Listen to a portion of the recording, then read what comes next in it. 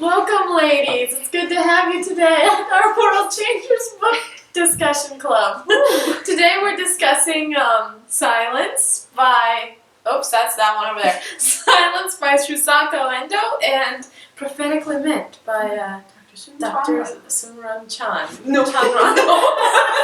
Dr. Sum Changran. No. This is pretty similar. So I think my personal favorite was Silence out of all of these because I thought it was very different, challenging to read it and think about how, like, I've seen this, how you've questioned yourself with, like, when he's being persecuted. I mean, not to the same level as him, but yeah, in smaller degrees.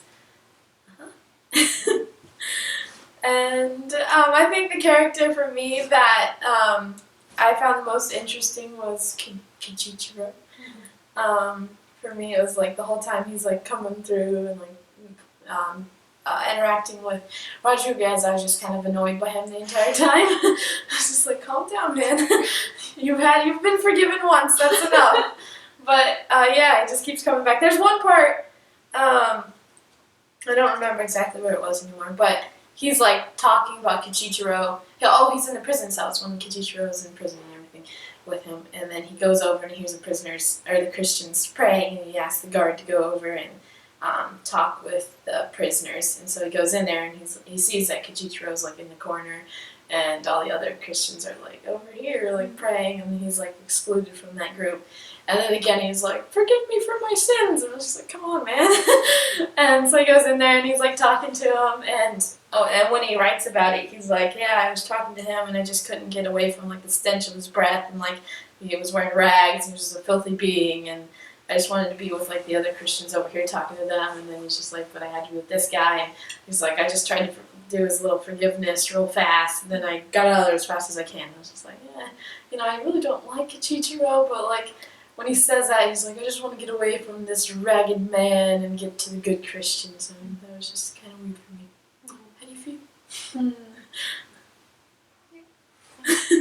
Well, I think that kind of connects to what we've been talking about in this class that I'm in. We talked about how, what is the kernel or the essence of Christianity? Can you transfer that through cultures? So clearly when we talk about Kichichiro, that's somebody who doesn't like get the Christianity that Father Rodriguez is teaching in the same way that he's trying to teach it. But you also see Rodriguez like speaking his native language the whole time and refusing to learn any Japanese. And he did no work to try and immerse himself in that culture before bringing Christianity to it. And so in that, it's a foreign language.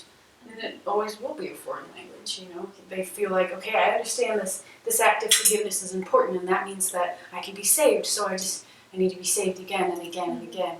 And I think that's where we get his character from. Yep. What was that? Why do you think that he understood forgiveness then and not like any other big ideas from Christianity? Do we know who he learned that from? Or did he come in and he kind of already, because I had the picture of him like already having like learned this. So it could have been another Christian minister coming over. There's another cool scene in the movie where they baptized the infant and then said, well, he'll go to paradise now, right? Paradise.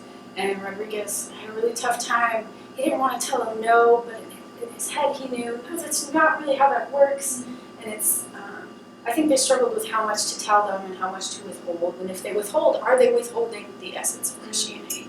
And so when you see Ferreira turn away and apostatize just fully, and he seems to be like this like man fallen from the heights, fallen from grace, he points to the sun and he says, that's their Son of God. And that was like a really powerful image, because if they don't even understand Jesus, do they understand Christianity? So I think that's an interesting question to struggle with. I think that Rodriguez's treatment of Kichichiro, yeah, I think that stems from not only the sense of disgust of who Kichichiro is as a person, but this triumphalism mindset in which his culture, his Christianity is better than that in which Kichichiro and maybe the other Japanese believers are functioning in. And so I think when he struggles to treat Kichichiro equally, he's really disgusted by kind of this picture of a pathetic pathetic man, really, who is able to stoop so low and be so coward to, betray his faith, not once, but multiple times. And yet, for some reason, Kishiro continues to persist in following Rodriguez. And I'm not sure if that's like a sign of how much he longs to like truly experience the freedom of Christianity, or if it's just because he has nowhere else to go, no one else to include him in. And for Father Rodriguez, I think the way he treats him kind of is a way for us to see how to not treat people of different cultures and different places, because it's very easy for us in this Western mindset to look at other cultures and think our evangelical Christianity is the way, and the only way to experience God truthfully, I think. So, I don't know. It's a lot to think about. Yeah. So if we have these borders up where we think like our way of thinking is the best, is there, why would we go to other cultures? Is that important? In our one class we had earlier this year, There's a culture justice yes, too. wisdom, culture, justice too. He talks about how different people have different things to offer, like all the time. And when in the church, when you have a group of all people that think all the same, they act all the same, you're not going to experience the full gospel or the full Bible.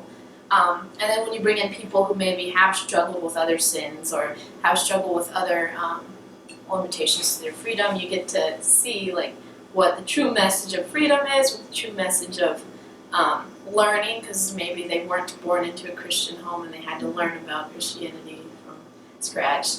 And it's nice when you have all those people together that you can experience the true message of the Bible from people who have suffered through different things that you haven't. See the full person of God. I think that's what we're talking about.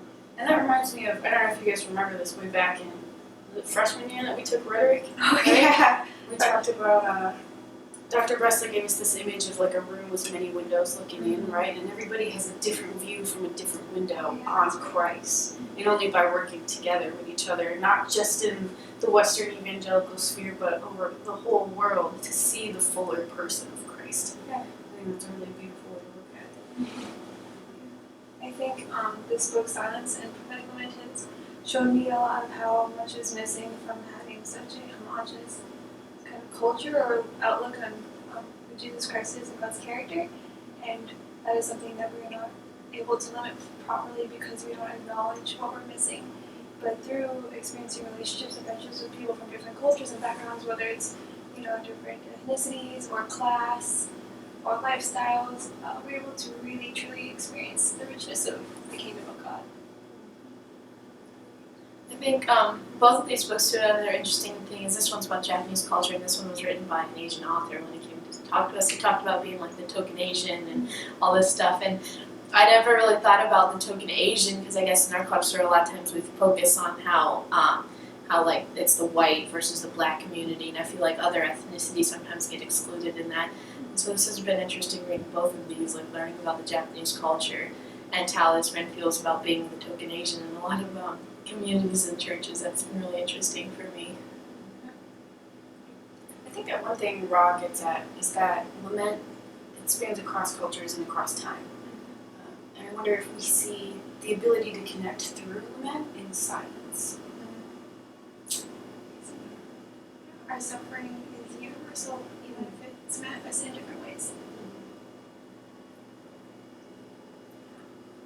So, the final image of Rodriguez is really heavy, where we're not sure if he's still a Christian and we're not sure what to think. But when it received in Japan, it was totally different when the movie came out. The Japanese, they looked at it and they said, he's really become Japanese. I think there's something valuable to that. I think maybe even it adds to his ministry because he's finally been able to immerse himself in the culture. And even if he's not following what we would consider Christianity, do we feel like he is still a Christian? It's a hard question. I feel like we have more questions than answers. I think that's what Chesterton called the divine mystery, right? We lean on the one mystery we can't understand.